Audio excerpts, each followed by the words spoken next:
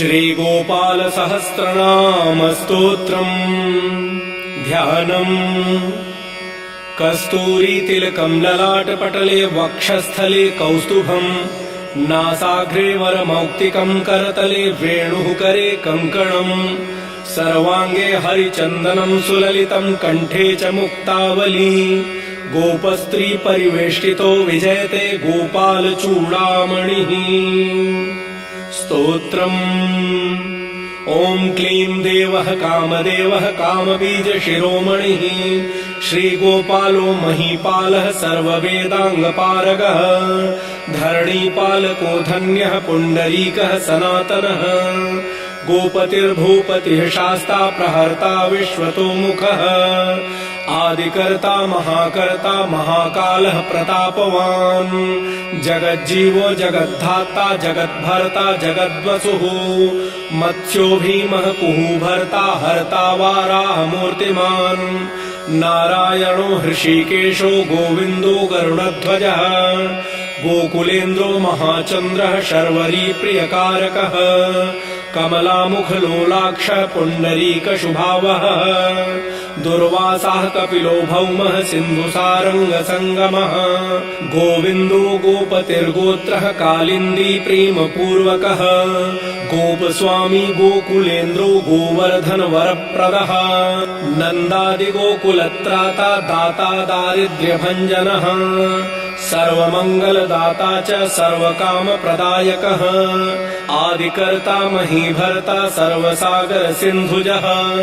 गजगामी गजोद्धारी कामी कामकलानिधिः,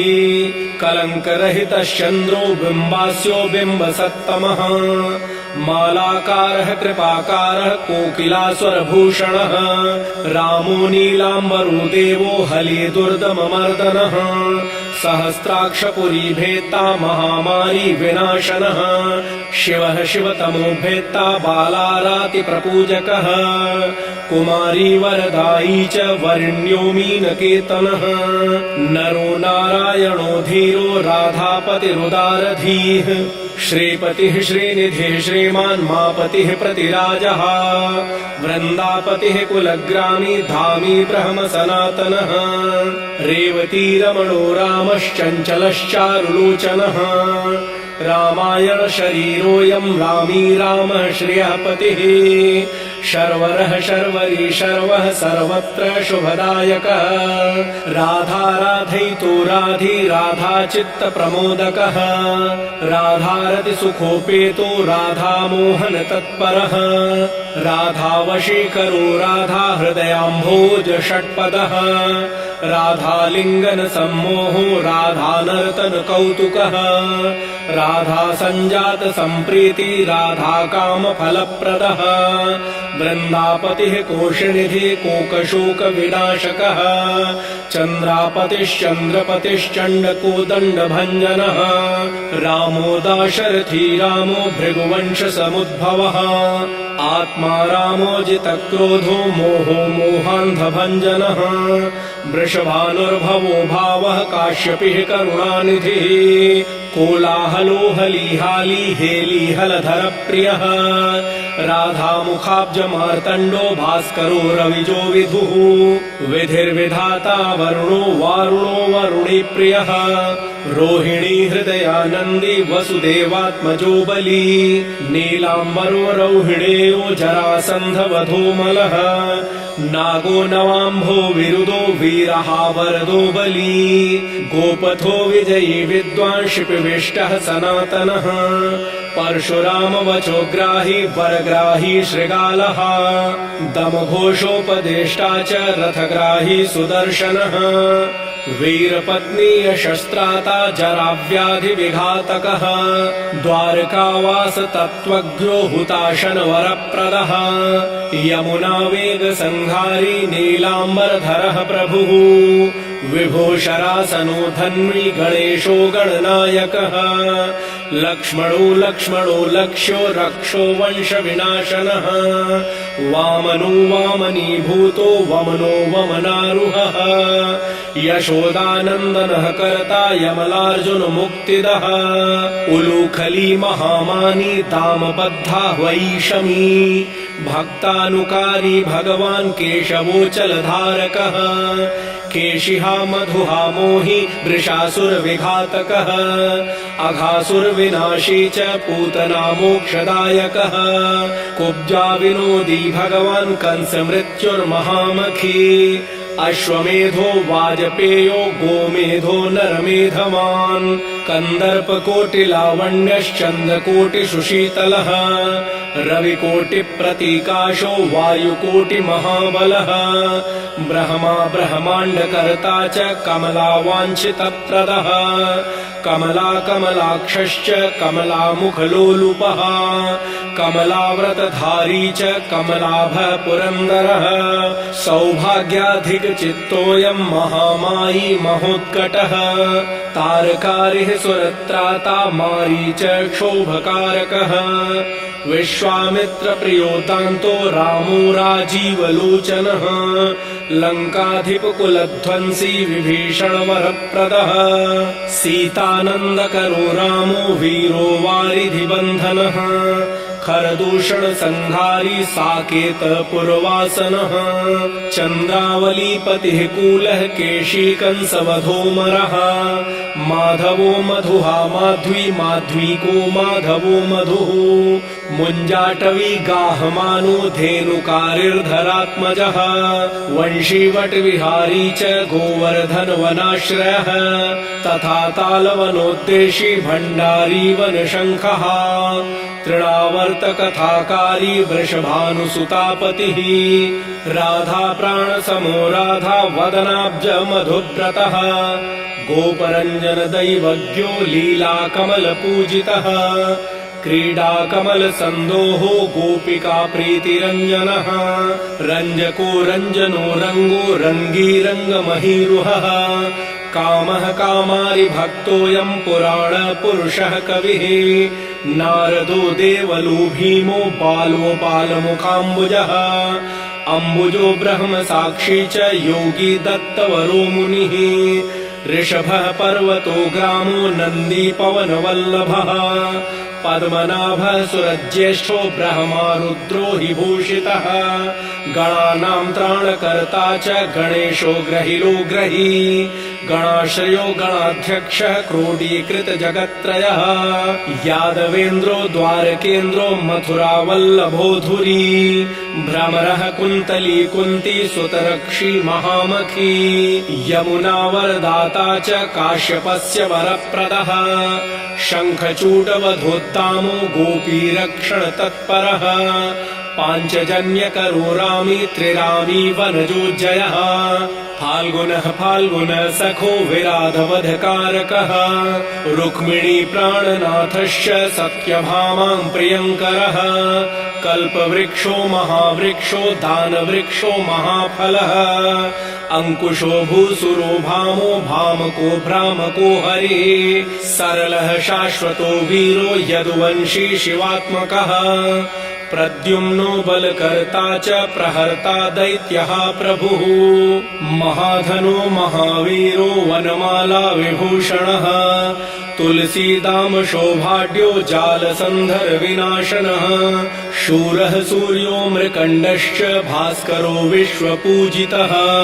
रविस्तमोहावहनिश्च वाडवो वडवानलः दैत्यदर्प विनाशी च गरुडो गरुडाग्रजः गोपीनाथो महीनाथो वृन्दानाथो वरूधकः प्रपञ्ची पञ्चरूपश्च लतागुल्मश्च गोपतिः गङ्गा च यमुना रूपो गोदावेत्रवती तथा कावेरी नर्मदा तापी गण्डकी सरयूस्तथा राजसस्तामसः सत्त्वी सर्वाङ्गी सर्वलोचनः सुधामयो मृतमयो योगिनी वल्लभः शिवः बुद्धो बुद्धिमतां श्रेष्ठो विष्णुर्जिष्णुः शचीपतिः वंशी वंशधरो लोको विलोको मोहनाशनः रवरावो रवो रावो बालो बालबलाहकः शिवो रुद्रो नलो नीलो लाङ्गलीलङ्गलाश्रयः पारदः पावनो हंसो हंसारूढो जगत्पतिः मोहिनी मोहनो मायी महामायो महामखी वृषो वृषाकपिः कालः काली दमनकारकः कुब्जा भाग्यप्रदो वीरो रजकक्षयकारकः कोमलो वारुणो राजा जलको जलधारकः हारकः सर्वपापघ्नः परमेष्ठी पितामहः खड्गधारी कृपाकारी राधारमण सुन्दरः द्वादशारण्य संभोगी शेषनाग फलालयः कामः श्यामः सुखः श्रीतः श्रीपतिः श्रीनिधिः कृतिः हरिर्हरो नरो नारो नरोत्तम इषुप्रियः गोपाली चित्तहर्ता च कर्ता संसारतारकः आदिदेवो महादेवो गौरी कुरुनाश्रयः साधुर्मधुर्विधुर्धाता भ्राता क्रूरपरायणः रोलम्बी च हयग्रीवो वानरारिर्वनाश्रयः वनं वनी वनाध्यक्षो महावन्द्यो महामुनिः स्यमन्तकमणिप्राज्ञो विज्ञो विघ्नविघातकः गोवर्धनो वर्धनीयो वर्धनी वर्धनप्रियः वर्धन्यो वर्धनो वर्धि वर्धिन्यः सुमुखप्रियः वर्धितो वृद्धको वृद्धो वृन्दारक जनप्रियः गोपाल रमणी भर्ता साम्बकुष्ठ विनाशनः रुक्मिणी हरणः प्रेम प्रेमी चन्द्रावलीपतिः श्रीकर्ता विश्वभर्ता च नरो नारायणो बली गणो गणपतिश्चैव दत्तात्रेयो महामुनिः व्यासो नारायणो दिव्यो भव्यो भावुकधारकः स्वः श्रेयसं शिवं भद्रं भावुकं भविकं शुभम् शुभात्मकः शुभः शास्ता प्रशास्ता मेघनादः ब्रह्मण्यदेवो दीनानामुद्धारकरणक्षमः कृष्णः कमलपत्राक्षः कृष्णः कमललोचनः कृष्णः कामी सदा कृष्णः समस्तप्रियकारकः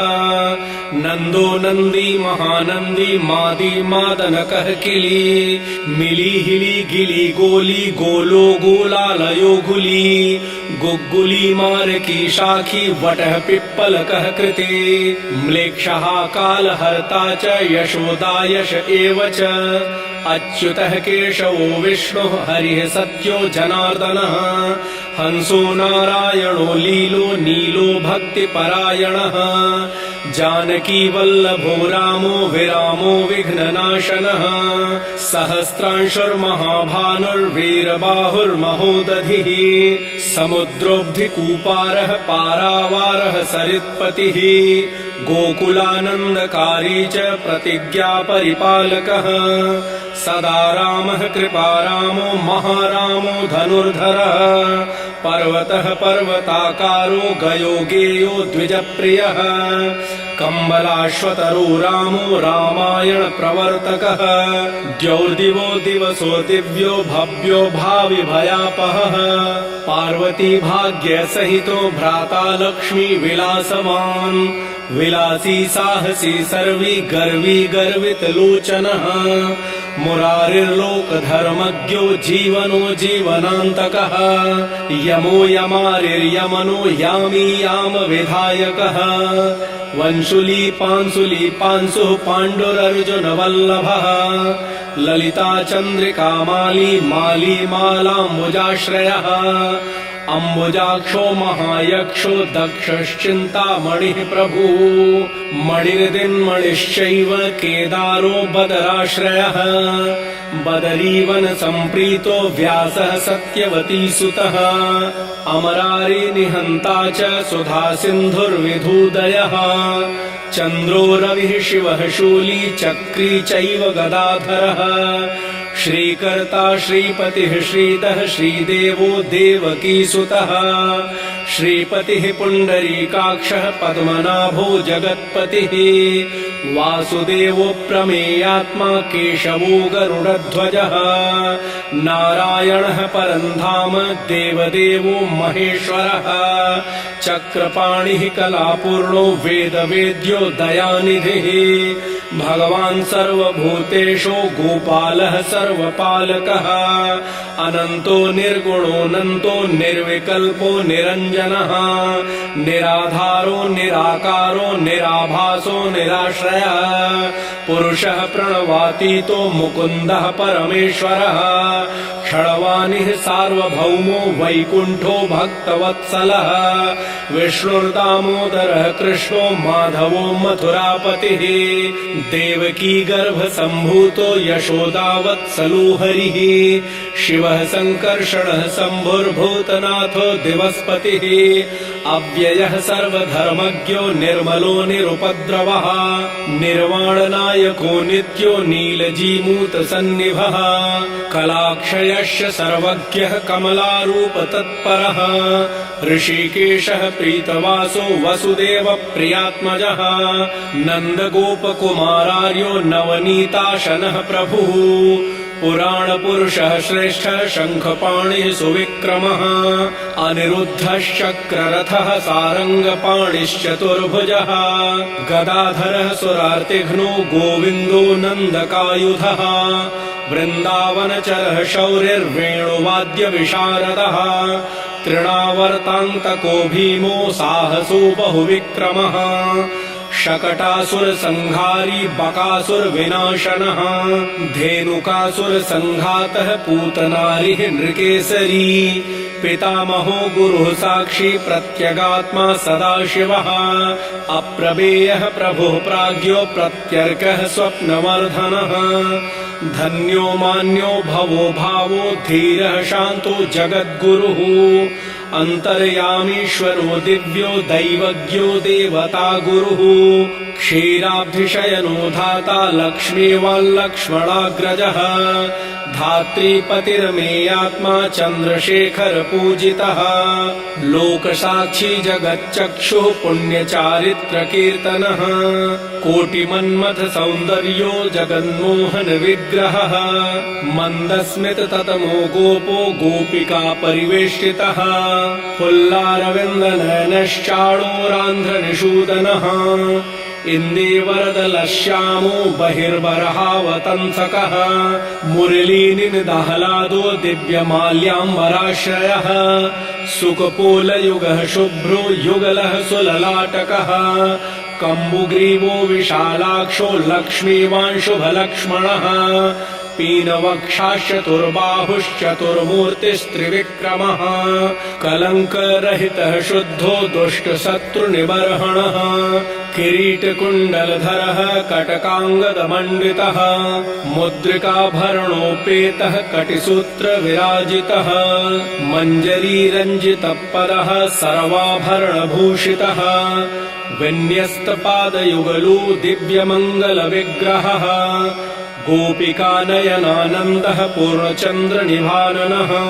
समस्तजगदानन्दः सुन्दरो लोकनन्दनः यमुनातीरसञ्चारी राधामन्मथवैभवः गोपनारी प्रियोदान्तो गोपीवस्त्रापहारकः शृङ्गारमूर्तिः श्रीधाम तारको मूलकारणम् सृष्टिसंरक्षणोपायः क्रूरासुरविभञ्जनः नरकासुरहारी च मुरारिर्वैरिमर्दनः